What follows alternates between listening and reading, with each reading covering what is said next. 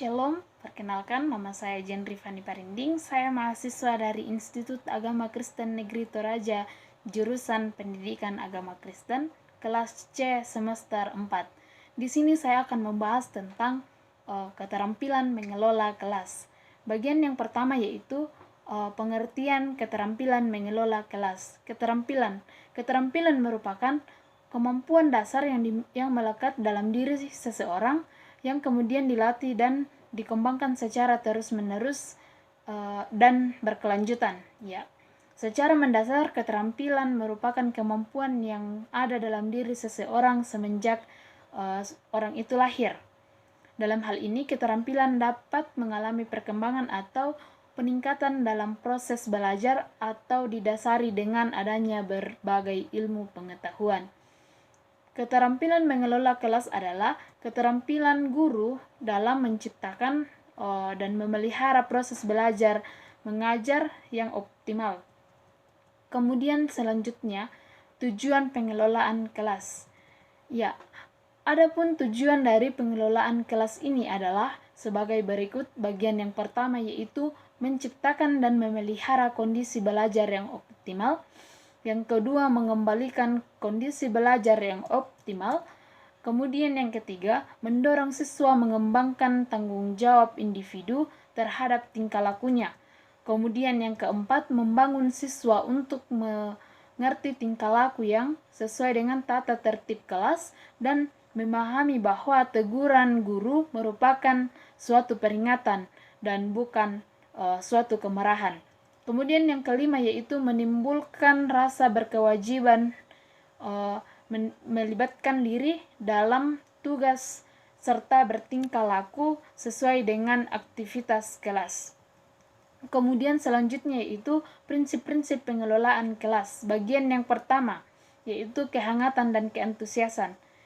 Ya, dalam hal ini menjadi seorang guru harus selalu menunjukkan bahwa kita dalam menjalankan profesi sebagai seorang guru selalu antusias dalam proses pembelajaran berlangsung di kelas, bahkan saat bertemu siswa di luar kelas atau di luar jam pelajaran. Ya, kemudian yang kedua yaitu tantangan.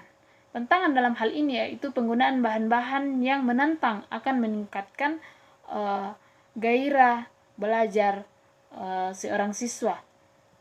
Kemudian yang ketiga yaitu variasi. Variasi dalam hal ini perlu dipertimbangkan penggunaannya, yaitu mulai dari penggunaan variasi media, gaya belajar dan pola belajar agar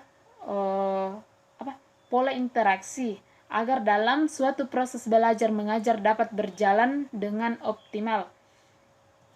Kemudian yang keempat yaitu keluasan. Dalam hal ini diperlukan keluasan tingkah laku guru dalam mengubah strategi mengajarnya untuk mencegah gangguan-gangguan yang timbul dalam proses belajar mengajar berlangsung. Kemudian yang kelima yaitu penekanan pada hal-hal yang positif. Ya, dalam hal ini seorang guru harus menghindari pemusatan perhatian siswa pada hal-hal yang negatif. Kemudian yang keenam yaitu penanaman disiplin. Dalam hal ini adalah guru harus mendorong siswa untuk mengembangkan disiplin diri sendiri dengan cara memberi contoh dalam perbuatan guru sehari-hari. Kemudian selanjutnya yaitu komponen keterampilan pengelolaan kelas. Ya, adapun komponen keterampilan pengelolaan kelas sebagai berikut. Bagian yang pertama yaitu bersifat preventif. Yang dimaksud dalam hal ini adalah usaha untuk menciptakan dan memelihara kondisi belajar yang optimal. Kemudian yang kedua yaitu menunjukkan sikap tanggap, berarti menunjukkan kesadaran secara cepat dalam diri seseorang akan perubahan yang terjadi pada suatu objek. Kemudian yang ketiga yaitu membagi perhatian. Dalam hal ini guru harus membagi perhatian kepada siswa baik secara verbal maupun secara visual. Kemudian yang keempat yaitu memberikan petunjuk-petunjuk yang jelas. Ya, dalam hal ini seorang guru harus memberikan petunjuk dan penjelasan yang singkat, namun dapat cepat dimengerti oleh siswa. Kemudian yang kelima yaitu menegur. Ya, menegur dalam hal ini guru dapat menegur siswa secara tegas apabila siswa tersebut melakukan kesalahan atau pelanggaran dalam pada saat melakukan proses belajar.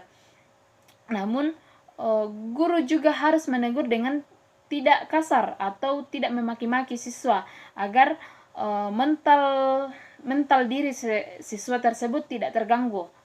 Kemudian yang keenam yaitu memberi penguatan. Ya, dalam hal ini seorang guru harus memberikan motivasi kepada siswa agar dapat semangat dalam menjalankan proses belajar mengajar, agar siswa juga dapat kuat dalam menghadapi pembelajaran.